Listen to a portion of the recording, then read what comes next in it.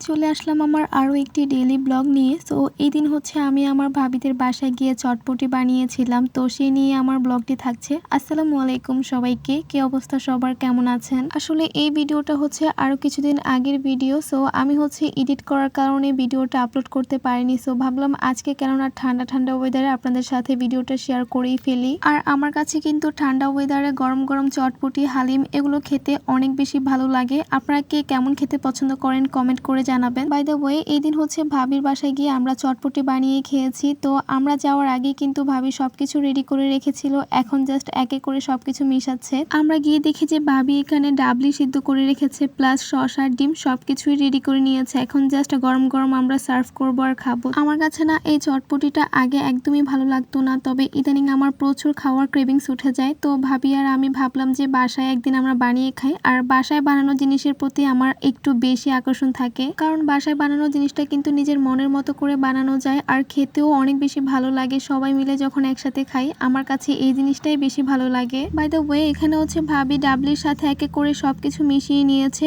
এখন জাস্ট আমি এখানে সুন্দর করে সার্ভ করে নিচ্ছিলাম, আর দেখতে আমার কাছে এত বেশি লোভনীয় লাগছিল যে কি বলবো। তো সবকিছু মেশানো হয়ে গিয়েছে, আমাদের চটপটিটাও কিন্তু রেডি। সো এখানে হচ্ছে আমি এক এক করে সবার জন্য সার্ভ করে নিচ্ছিলাম। বাই দ্য ওয়ে, ভিডিওর মাঝখানে একটু বলি, আপনারা কি কোথা থেকে আমার ভিডিওটি দেখছেন আমি ঠিক জানি না, তবে যেখান থেকে দেখছেন না কেন আমাকে অবশ্যই কমেন্ট করে জানিয়ে যাবেন। আর আপনাদের সাথে একটা সত্য কথা বলি, আজকে আমার না ইদানিং ভিডিওতে ভয়েস ওভার করতে একদমই ভালো লাগছে না, বাট জানি না কেন আমার ইদানিং এই প্রবলেমটা একটু বেশি হচ্ছে। আর আমার পেজের ইদানিং এমন একটা পরিস্থিতির মধ্যে গিয়েছে যে এক টাইম যদি ভিডিও আপলোড না করতে পারি তাহলে আমার পেজ একদম রিচ কমে যায়, ডাউন হয়ে যায়। মানে এই জিনিসটা নিয়েও আমি প্রচুর পরিমাণে প্যারায় আছি। তো এখানে আমি এই দুইটা বাটিতে চটপটিটা সুন্দর করে সার্ভ করে নিয়েছি, আর এটা হচ্ছে আমি একটু সুন্দর করে স্পেশাল ভাবে ডেকোরেশনটা করছিলাম। আর তার কারণ হচ্ছে সুন্দর করে ফটো তুলবো, এই জন্যই আর কি সুন্দর করে স্পেশাল ভাবে এই দুইটা বাটিকে একটু সাজিয়েছি। আসলে আমরা বাঙালিরা একটু এরকম টাইপেরই, তাই না? খাওয়ার আগে আমরা এক গাদা ছবি না তুললে আমাদের হয় না, মনে হচ্ছে যে খাবারটা হজমই হবে না। যাই হোক, কোনো ব্যাপার না। অনেকগুলো ছবি করার পর দেন